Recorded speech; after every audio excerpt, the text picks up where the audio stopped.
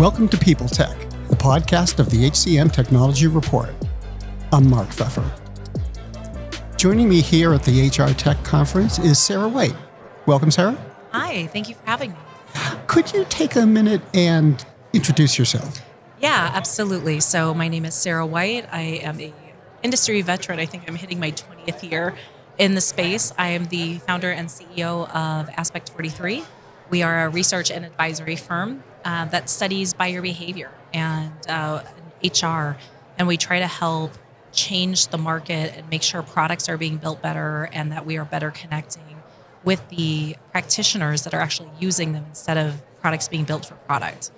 I also run HR Tech Circle, which is launching in just a couple of weeks, that is going to allow practitioners to have a single source to be able to go find all of the events, all of the downloads, white papers, ebooks, everything from all of the vendors in the industry in one place so that they could really continue to focus on their market education. Mm-hmm. So this is the first show that we've had in about 3 years. Yes. What do you think? What's got you energized?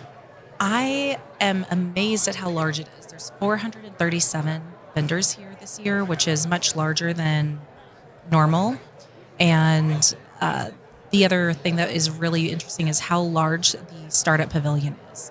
So Pitch Fest has been really positive. I was judging Pitch Fest this morning, and the companies that are coming through, they had more than 100 applications come through just for Pitch Fest this year. And so we're seeing a lot of shifts. We're seeing a lot of movement and a lot of changes and a lot of focus on wellness and on that whole person and the whole employee, and not just from the startups, but we're seeing it from a lot of the or what we would consider legacy vendors or full suite solutions are really starting to shift and understand why we need to look more at retention and burnout and the wellness and the whole person that is actually coming to work instead of just like employee number 382. Some of the things that you just described, they're very human, very personal. Yes. Someone's getting burnt out or what have you. Yeah. How does technology help address a human issue like that? Yeah, I think there's a couple of things. So one of the things we found in our research last year was only 17% of companies thought burnout was an issue at their organization. And when we actually asked individuals, are you feeling burnt out? More than 51% actually reported being actively burnt out at that point. And when we looked at only HR people, it was actually over 63%. And so we have a major issue in the market. And I think one of the biggest things that we can do with technology is identify it. Sometimes we think about, we have to solve it. I mean, quite honestly, we just have to identify it and make sure that executives at organizations know that this is an issue to start with.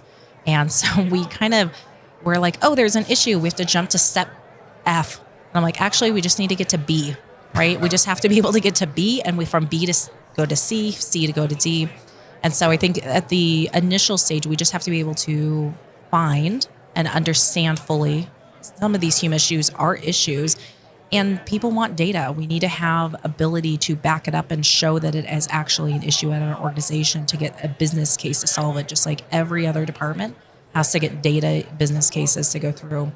The other way that we're solving some of these human issues is actually we're bringing in more of the wellness technology. So tools that are not necessarily designed for the HR teams and going through, but they're actually designed for the employees. And there isn't necessarily a response that goes to HR at all other than some aggregate data of what's happening. The winner of Pitch Fest today is actually a company called Spotlight that is looking at this whole person and letting people assess, how are you doing in your real life? How are you doing at work? Like, what are 3 things that you're concerned with? And it's not necessarily even about the work, but they have been able to find with some of their clients that by helping them address some of these stressors and some of these other issues in their personal world, it does impact work, and it makes them feel, we have higher retention and all these other factors when people are treated as a whole person. And so, again, I think awareness at its core is probably the primary way right this second. I'm going to talk about skills for a minute. Okay. If hear a lot of people say that if you have skills or you need skills, you can buy them, you can borrow them, or you can build them. Yes. Which sounds right to me. Yes. But it also sounds incredibly difficult to execute on, because how do you orchestrate this whole workforce with, full-timers and, Yeah.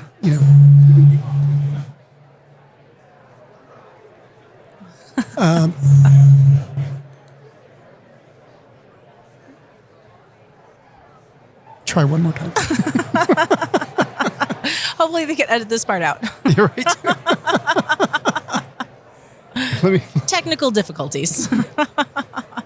So, it sounds like a very difficult thing to orchestrate an entire workforce with the right mix of full-timers and part-timers and gig workers and all of that kind of thing. Yeah. Is it? Well, I think for me, I have a love-hate relationship with the term skills. I feel like it's become 2021 and 2022's AI term of the past. I think it's not necessarily even being used correctly by many of the vendors that are utilizing and many of the people that are talking about it. And I think at the end of the day, it isn't just skills where, yes, we have skills gap. Yes, there's all of this, but our individuals at work are so much more than just their skills. And where the actual gap is understanding what that person not just has those direct skills, but also where their desires and passions of where they want to go and grow are as well. And if we don't look at those two combined, we're never going to have the success. And it's why a lot of skills development and skills programs are not working effectively. And we've been re-indexing the entire HR tech market, more than 87 different categories, subcategories, into 3 different segments. So the talent acquisition, the employee experience and talent management, and then workforce management and core. And one of the things that we found is the one thing that is consistent across all of them is actually talent mobility.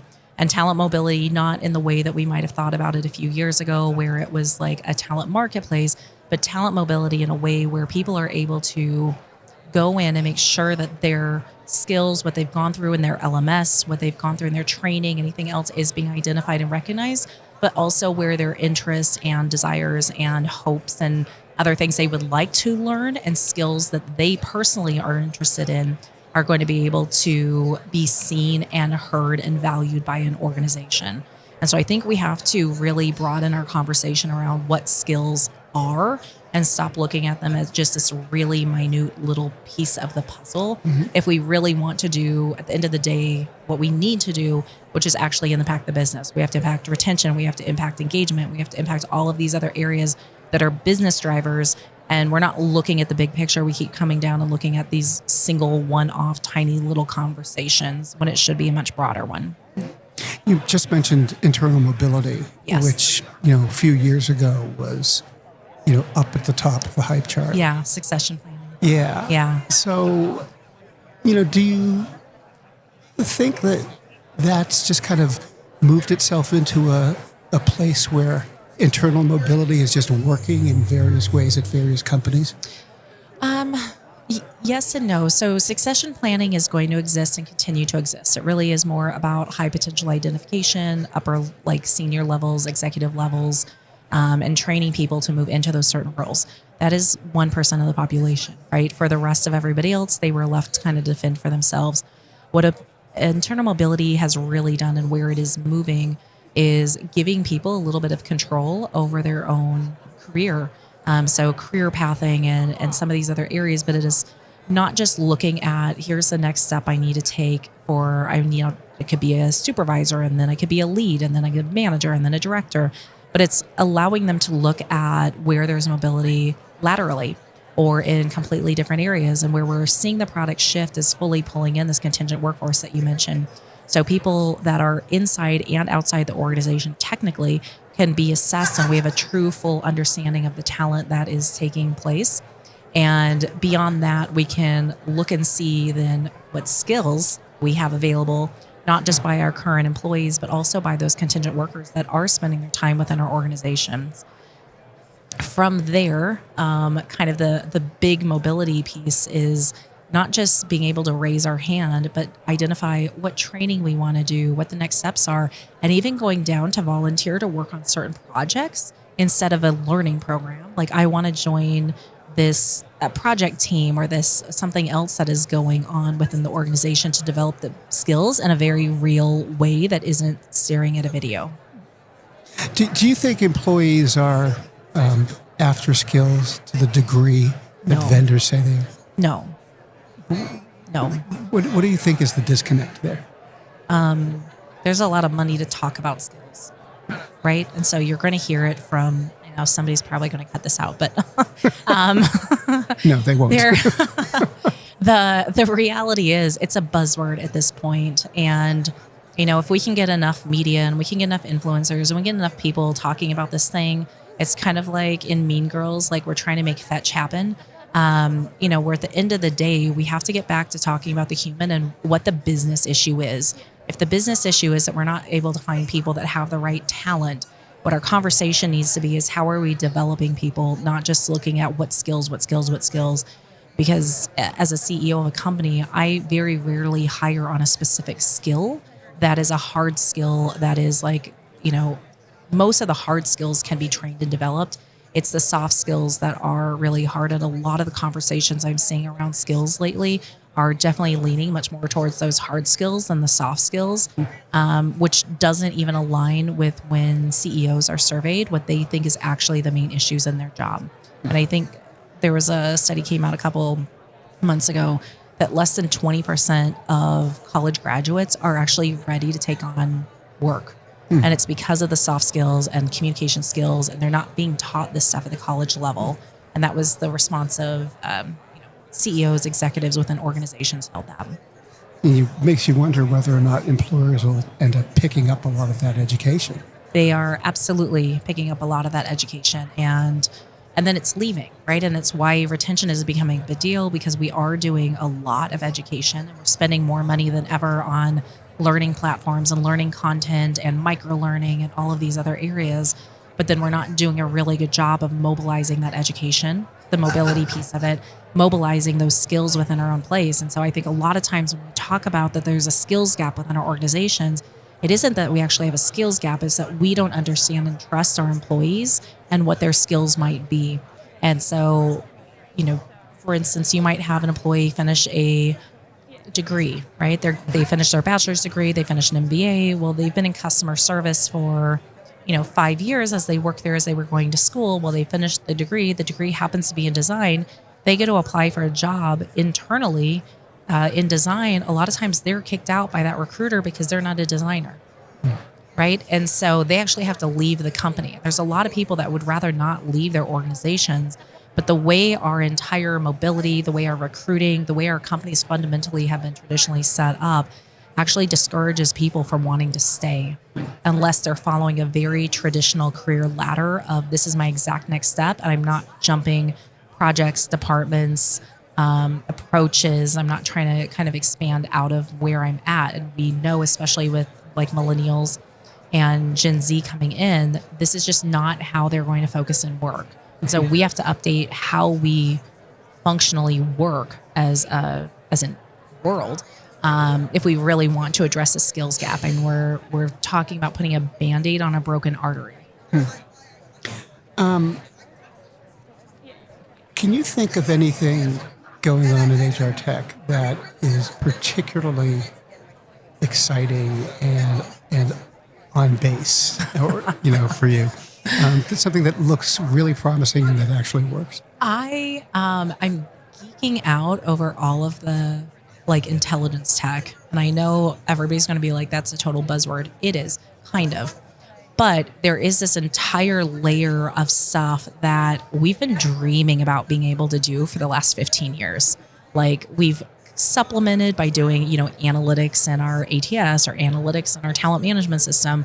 And we finally have these data lake and overlay layers where we can pull in all of this intelligence and all of the data from all of our different systems and all of our things. I mean, the average company is going to have 30, 40 systems at this point within HR. And the companies that are doing this in a really advanced way are also pulling in external market data that's happening and then pulling in things from like their Salesforce and pulling in things from ERP solutions and Jira, right? Like we're pulling in information so we can do true workforce planning. We can understand our skills. We can understand everything that is going on in such a way where it's like, oh, okay, hey, we want to grow 20% year over year. Great. How do we do that? Well, according to this, if we want to grow here, based on where our sales are, we need to grow in this division and this division, and this location needs to add more people, but there's a shortage of talent in this from our external market labor data. And then it's going to take 9 months to be able to hire these people. Our talent pool currently only has about 30% of the people. Our internal people, we have about 40% of those people, which means we have a gap of another 30% or 20%, right? And so the level of detail at a very executive, strategic, business conversation level that we can do now blows away what we even dreamed about 5 years ago. Like I like super geeking out over this. Sarah, thanks so much for Thank stopping you by. so much. I appreciate it.